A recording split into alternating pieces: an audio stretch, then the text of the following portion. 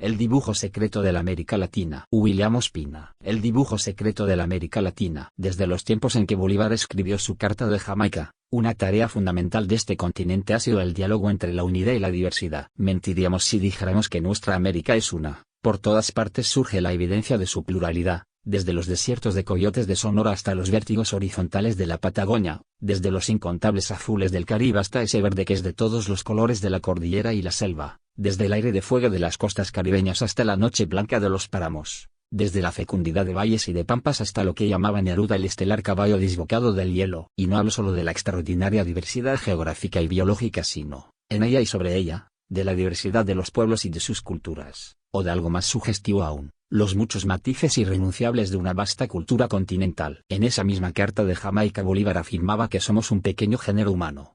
2 siglos después, es necesario quitar el adjetivo pequeño a esa frase, y afirmar que somos una muestra muy amplia de lo que es el género humano, porque tal vez en ningún otro lugar del planeta está más presente la diversidad de la especie. Alguna vez el Dr. Samuel Johnson le dijo a James Boswell: amigo mío, si alguien está cansado de Londres, está cansado de la vida, porque Londres tiene todo lo que la vida puede ofrecer.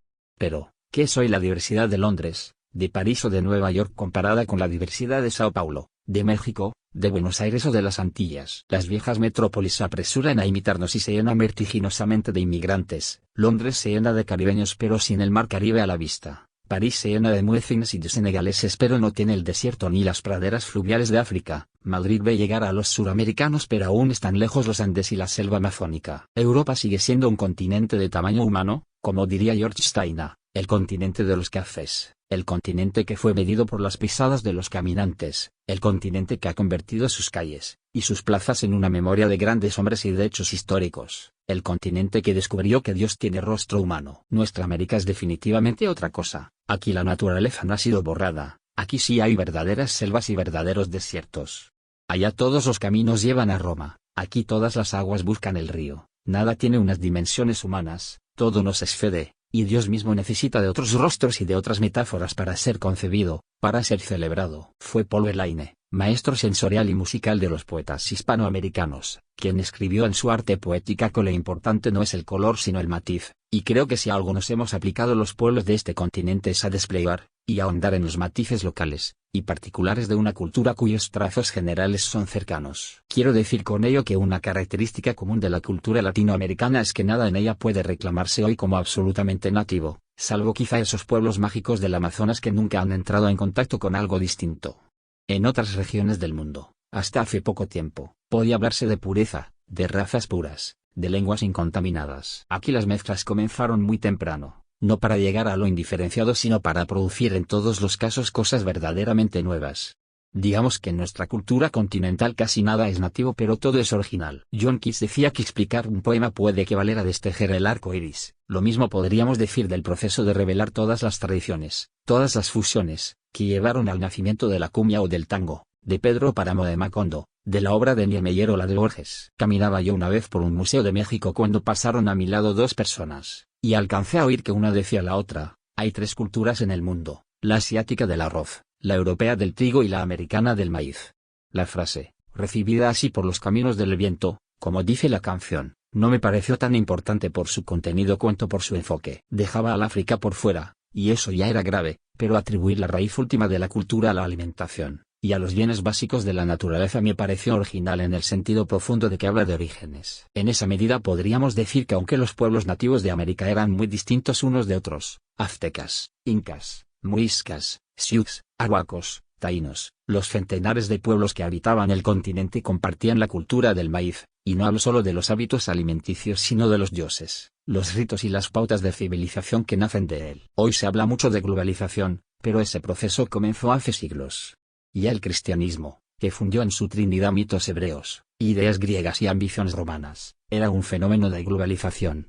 Y lo que suele llamarse el descubrimiento, y la conquista de América fue una de las grandes avanzadas de ese viento global. Hoy, si en algo estamos globalizados, es en el modo en que los distintos pueblos del mundo compartimos los productos de la naturaleza. Yo he visto maizales en Illinois, en el norte de Italia y en las praderas de Katmandú. He visto trigales en Rosario y en las llanuras de Francia. Sé de los arrozales de Birmania y de los del Tolima. Ello parece decirnos que no reinan ya los dioses del lugar, que muchas cosas que antes eran locales son planetarias, que las divinidades del opio, del vino, de la monita muscarida o del cornezuelo de centeno hace rato reinan sobre el planeta entero y ya no instauran religiones, en el sentido profundo de ritos que religuen a los seres humanos. En el humano luchan y dialogan dos tendencias distintas, el interminable deseo de arraigar y la insaciable necesidad de otros mundos y otros cielos. Si está el árbol, que parece tan condenado a no moverse, arroja al viento sus nubes de semillas y hace crecer sus hijos muy lejos, ¿qué decir de esta especie no estar siempre insatisfecha, que arraigada en la patria sueña mundos desconocidos, y extraviada en el exilio añora sin fin el paraíso perdido? Hace unas semanas pude ver cómo los noruegos, grandes caminantes y grandes navegantes, que viven hoy en un país próspero y confortable, sienten su costa como un hermoso barco encallado en la vecindad de los hielos, y viven un anhelo profundo de tierras remotas y de mares tórridos. Esto es tan intenso que incluso beben un aquavit que tiene que haber ido hacia el sur hasta cruzar la línea ecuatorial y haber vuelto,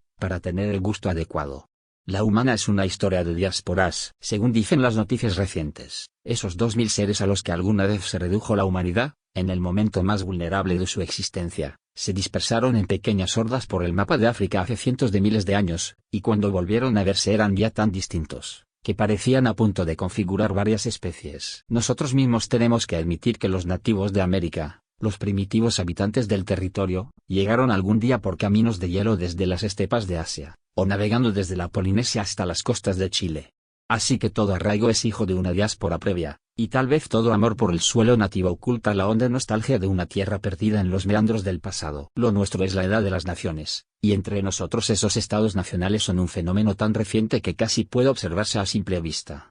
Venimos de formar parte subalterna del primer gran imperio planetario, y hace apenas 2 siglos los distintos países emergimos a un intento de vida independiente. Pero ya las sociedades anteriores a la llegada de los europeos habían alcanzado ciertos rasgos distintivos que después la historia no ha podido borrar. El culto al padre mítico y el diálogo con la muerte propio de la cultura mexicana, la fragmentación mítica del territorio propia de la cultura colombiana, la insularidad de la cultura cubana, la noción del triple mundo propia de la cultura incaica, los mundos del cóndor, del puma y de la serpiente, que eran desde temprano la percepción de una realidad en la que tienen que dialogar, y entenderse de un modo complejo las montañas nevadas, las fértiles tierras medias y la selva fluvial. La violenta conquista y la edad colonial rompieron muchas cosas y añadieron muchas otras al mosaico. Pienso en la reviviscencia del culto de la diosa madre indígena de las lagunas bajo la forma de las vírgenes mestizas de Guadalupe, o de Chiquinquirá. Hay en el altar mayor de la iglesia de San Francisco en Quito la imagen de una virgen alada y grávida que no es posible encontrar en la iconografía católica europea. Muchos la asocian con la Virgen alada que Juan de Palmos describe en el Apocalipsis, pero los estudiosos del arte religioso colonial ven en ella una representación de la Pachamama incaica, y dicen que el artista tallador, Bernardo de Legarda, un indígena quiteño, solo se animó a hacer sus vírgenes aladas, muchas de ellas con rostros indios, cuando vio llegar en barcos a las costas del Pacífico unas muñecas birmanas de madera.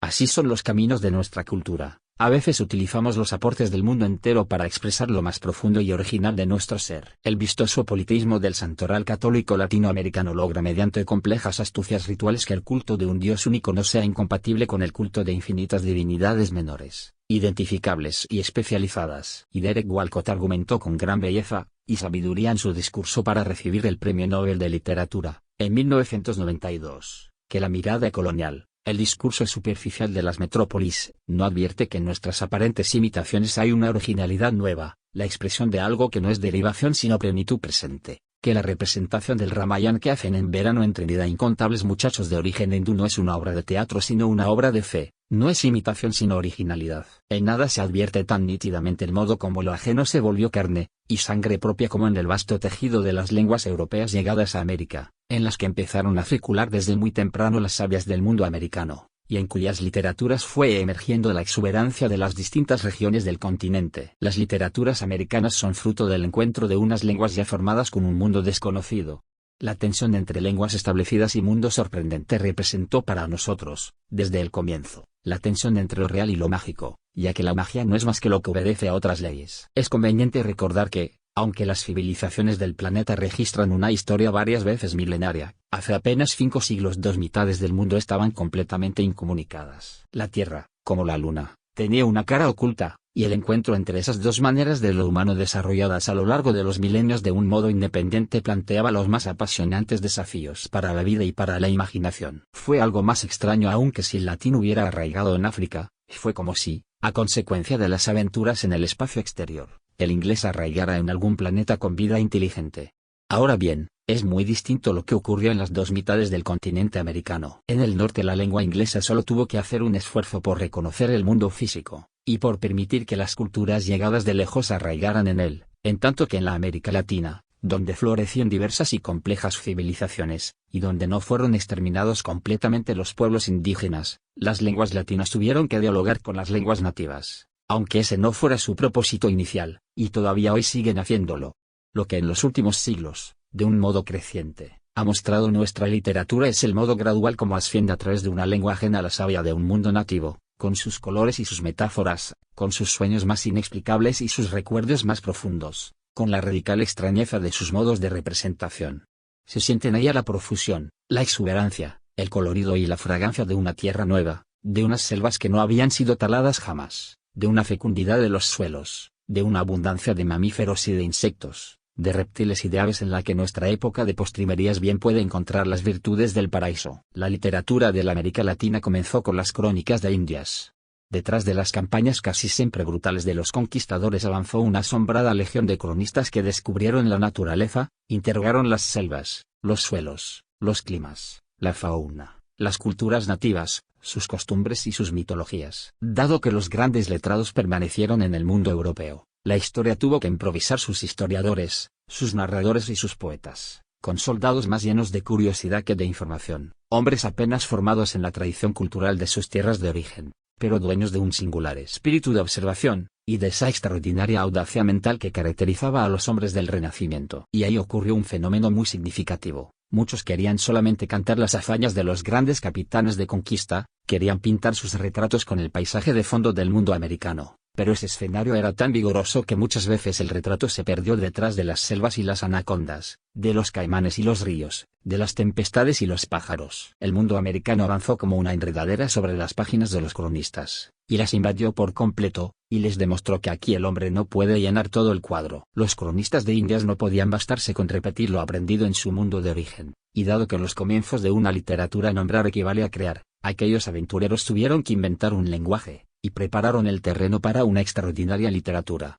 Desde temprano se empezó a hablar en el arte y en la literatura del barroco latinoamericano. Pero si el barroco, como ha dicho Borges, es la manifestación final de todo arte, ese momento en que un lenguaje extrema sus posibilidades y linda con su propia caricatura, el arte de nuestros orígenes no podía corresponder a esa definición crepuscular. A los europeos les parecieron barrocas esas fachadas de los templos católicos donde se combinaban de un modo imaginativo y caprichoso los decorados del Renacimiento con los dibujos de las tradiciones indígenas, pero esas cosas no obedecían a razones ornamentales, ostentosas o retóricas, sino a necesidades concretas, una de las cuales era hacer convivir las culturas, y fusionar sus símbolos en una estética que difícilmente podía caracterizarse por su austeridad. Hace poco, en una visita a la ciudad del Cuzco me contaron que en los primeros tiempos, después de construida la catedral sobre las ruinas del Templo del Sol, los sacerdotes católicos preguntaron a los jefes incas por qué los nativos no entraban al templo si había sido construido para ellos.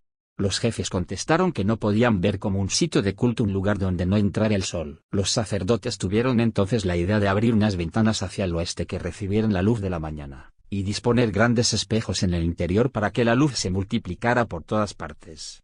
Solo después de esto los indios entraron finalmente en el templo, pero quizá no del todo a adorar al dios cristiano sino porque el dios solar había hecho suyo el recinto. Y ya en la propia España se habían dado por siglos fusiones entre el mundo cristiano y el moro. La realidad estaba ajedrezada y también la imaginación. Eso ayuda a entender la aparición de un poeta tan extraño y fascinante como Luis de Góngora y Argote, nacido en lo que fueron los viejos reinos moros, y cuyo amor por la sonoridad de las palabras parece pertenecer al orden de la poesía árabe, más interesada por la musicalidad que por el sentido. Una vez más, ahí encontramos la leyenda de una influencia.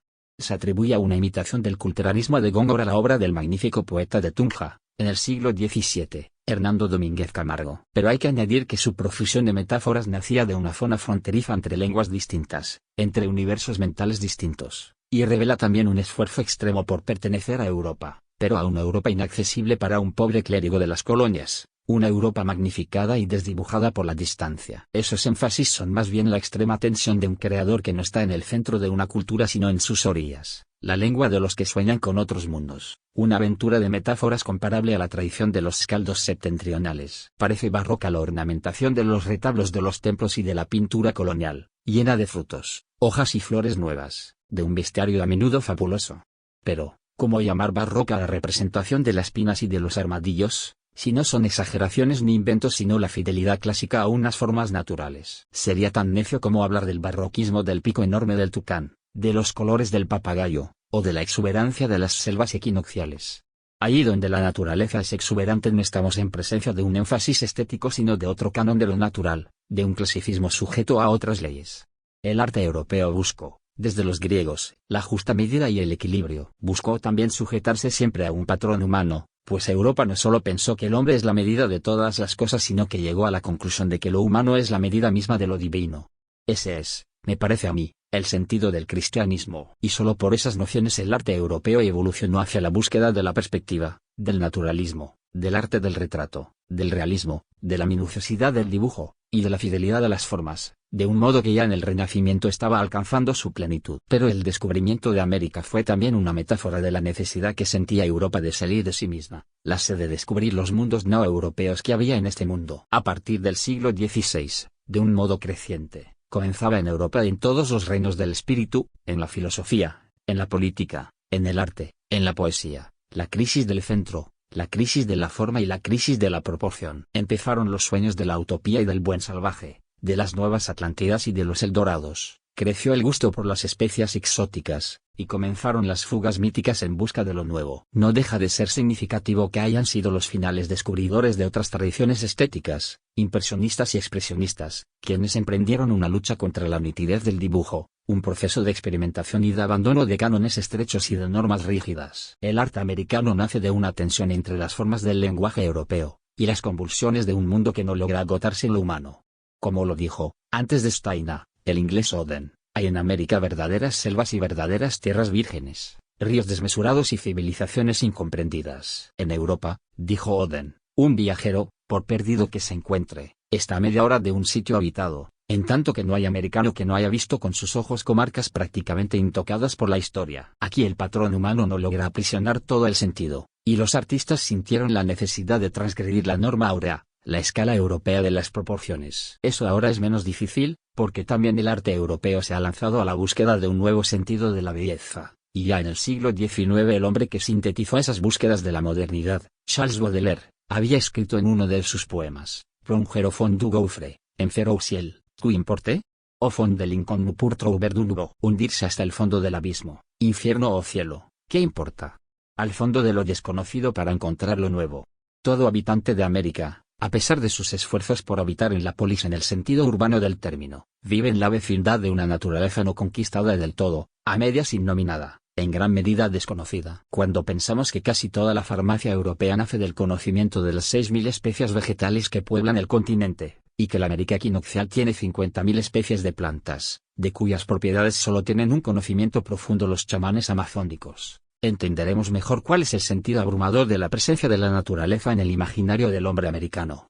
La naturaleza no es aquí algo conocido, la verdad es que en ninguna parte lo es, pero en América es más difícil de caer en la ilusión de que tenemos al mundo dominado y sometido, de que lo tenemos domesticado. Y ello, que podría parecer un fenómeno exterior, el tipo de relación que establecemos con los bosques y los ríos, con los animales y los climas, es algo que incluye también la relación con nuestro propio sentido de humanidad y con nuestro propio cuerpo. Nuestra América es todavía el reino de la perplejidad, y a ello contribuyen por igual las tensiones, y los desajustes entre la realidad y el lenguaje, los mestizajes y los sincretismos. No deja de ser asombroso que estas tierras ya suficientemente complejas por su composición geográfica y biológica, se hayan enriquecido más aún con el aporte de razas, lenguas, tradiciones, religiones, filosofías, modelos económicos e ideales políticos llegados de otras partes. Pienso en mi país, Colombia, por ejemplo, donde no somos mayoritariamente blancos europeos, ni indios americanos ni negros africanos, sino uno de los países más mestizos del continente, en una región que es a la vez caribeña, de la cuenca del Pacífico, andina y amazónica,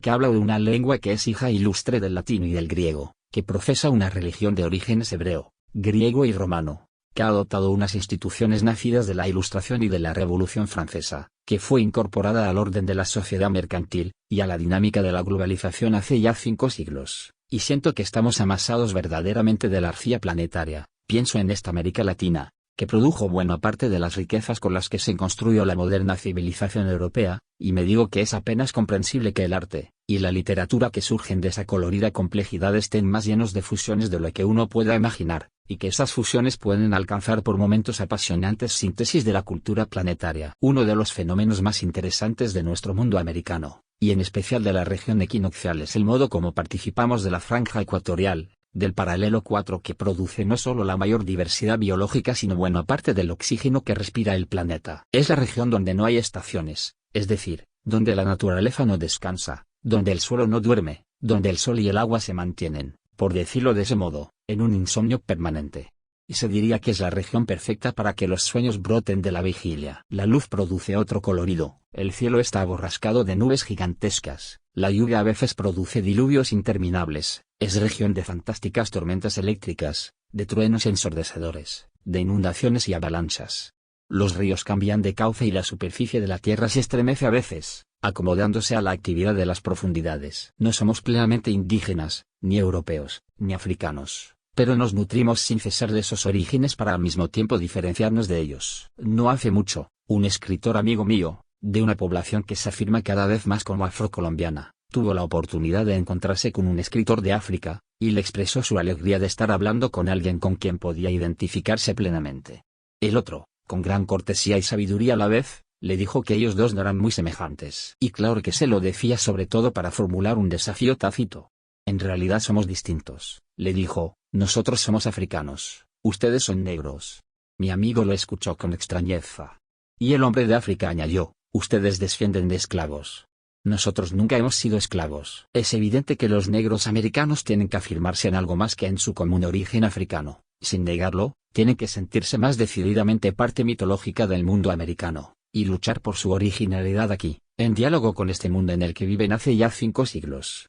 También para ellos son esos versos de Leopoldo Lugones, que nuestra tierra quiere salvarnos del olvido, por estos 4 siglos que en ella hemos servido. Y al mismo tiempo, hay que saber que sin esa savia vital que llegó de África, nadie en la América Latina sería lo que es. Todos tenemos derecho a reclamar la parte de África en nuestro ritmo, en nuestra carne y en nuestra imaginación. Todo es cuestión de ver bien los matices. Y lo mismo puede decirse de la parte de Europa y de la parte de América. Los hispanoamericanos podemos sentirnos españoles solo hasta el día en que vamos a España. Ese día comprendemos para siempre que somos otra cosa, y ese descubrimiento puede ayudarnos incluso a amar a España, a admirar a España, a descubrir España. Ahora bien, el modo como está lo indígena en nuestra cultura mestiza me resulta más fácil pensarlo si recurro a la literatura.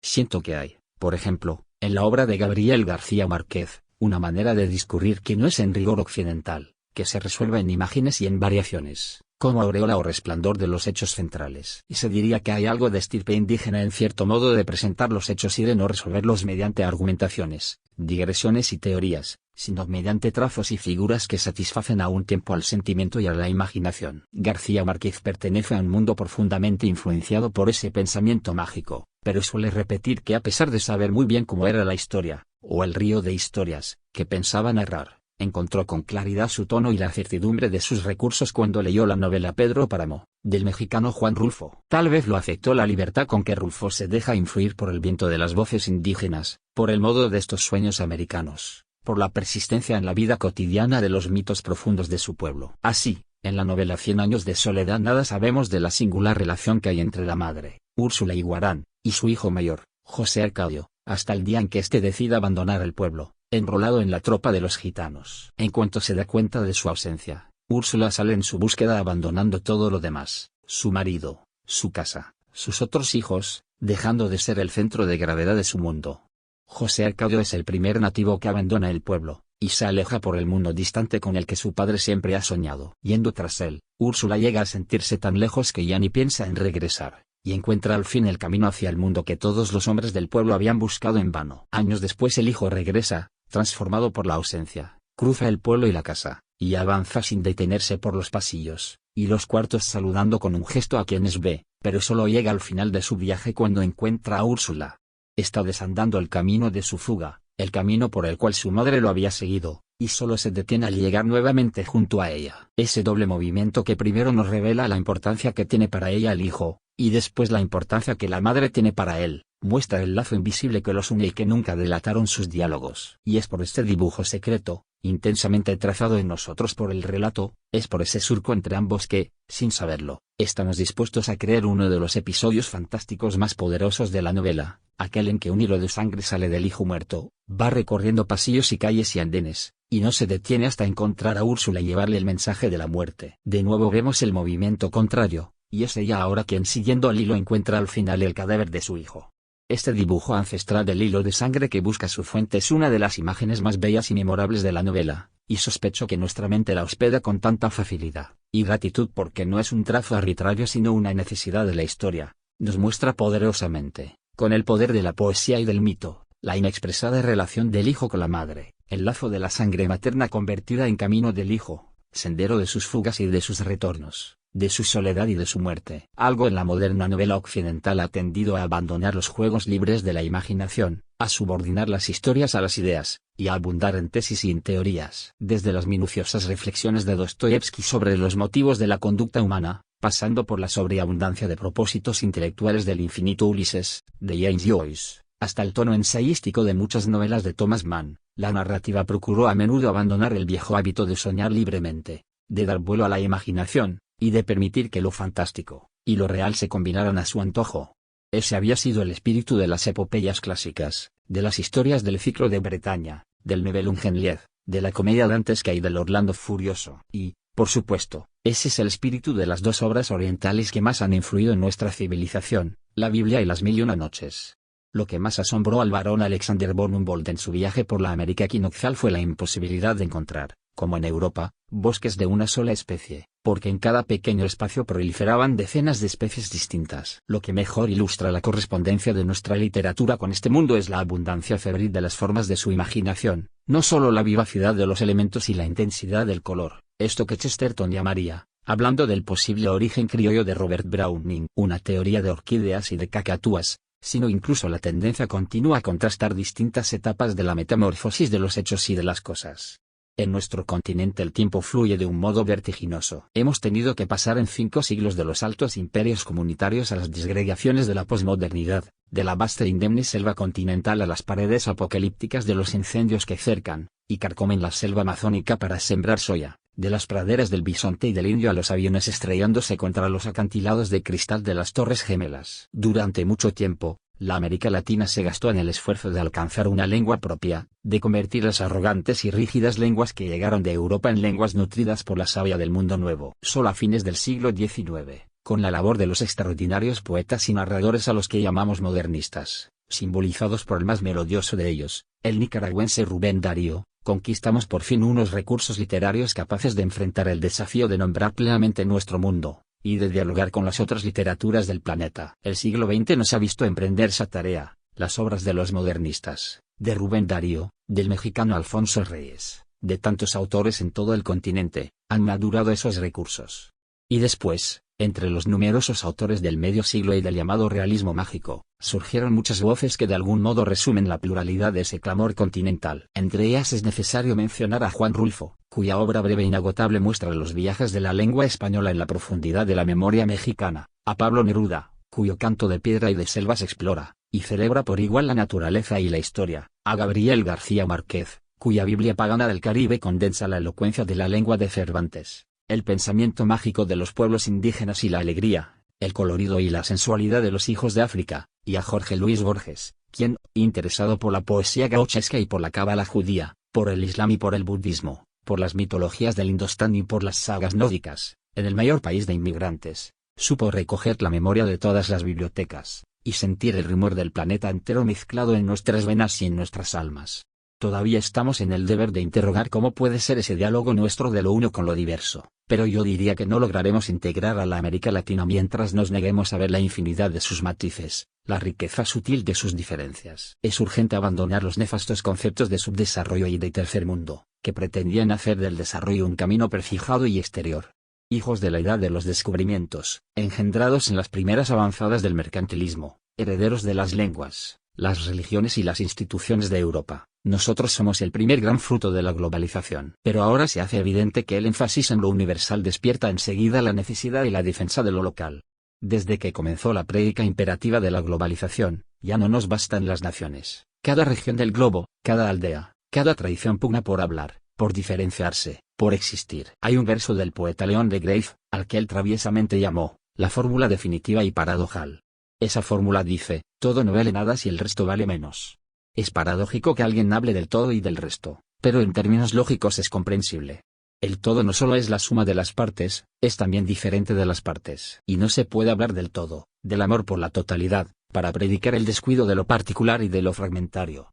Creo que esa fórmula significa: el bosque no vale nada si el árbol vale menos, la especie no vale nada si el individuo vale menos, el universo no vale nada si cada lugar en él es deleznable. Las naciones son importantes, pero necesitamos con urgencia un diálogo nuevo, de cada lugar con todos los otros y de lo local con el universo. Se diría que necesitamos un diálogo de los dioses del lugar con el omnipresente y disperso Dios de Spinoza, y ello supone no solo el respeto por el universo como un todo, por el planeta como un todo, sino la recuperación del sentido sagrado de cada arroyo y de cada peñasco, de cada árbol y de cada criatura. Y creo que no es la política sino el arte quien sabe ver a la vez el conjunto y el detalle.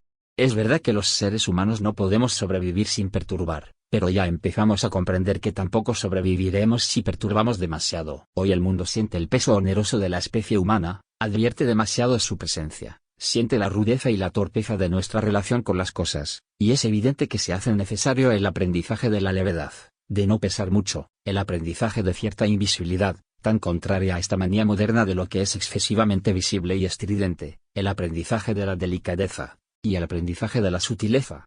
Lo que adivinaron los primeros críticos de la modernidad, que Dios está en los detalles, que lo importante es el matiz, más que el color, que frente a la excesiva pretensión de conocimiento no necesitamos entender todo sino comprenderlo, y que no necesitamos saber todo para disfrutarlo y agradecerlo. De la América Latina podemos decir que es uno de los pocos sitios del planeta donde todavía queda la naturaleza, muy vulnerada pero todavía cargada de sus atributos originales. Nosotros somos, además, la Europa que se fue y que se mezcló con lo distinto, y mucho tenemos que enseñarle a esa Europa que solo ahora está sintiendo la vecindad física del resto del mundo. Nuestra rica cultura continental ha experimentado las fusiones y ha alcanzado poderosas síntesis. Los males del mundo se ven mejor desde las orillas que desde el centro, porque los viejos centros estuvieron siempre demasiado engreídos de su importancia, y no veían más allá de su horizonte. Y en cambio los nuevos centros de la esfera participan de los atributos del centro y de la orilla. En esa medida es verdad que en los sótanos de nuestras ciudades está la Aleph, está el universo. Tenemos un mundo a medias conquistado, y a medias devorado, por fortuna, en sus atributos originales. La modernidad, la era tecnológica, el prodigio científico han hechizado nuestra realidad de un modo fascinante y peligroso. Estamos, como dice el poeta Aurelio Arturo, con un pie en una cámara hechizada, y el otro a la orilla del valle, donde hierve la noche estrellada. Y ya nada es tan importante como encontrar un equilibrio entre nuestra capacidad de modificar el mundo y nuestra necesidad de conservarlo, entre la tarea de construir una morada humana, y el deber profundo de respetar el universo natural. Si nuestras naciones fueron los primeros frutos modernos de la globalización, son escenarios propicios para que encontremos también sus límites. Porque la especie humana, envanecida de sus derechos, ha olvidado la pregunta por sus límites, y necesita con urgencia un sentido responsable y nítido de esos límites. De esa delicada tarea, bien podría depender el destino del mundo. Fin. El dibujo secreto de la América Latina. William Ospina.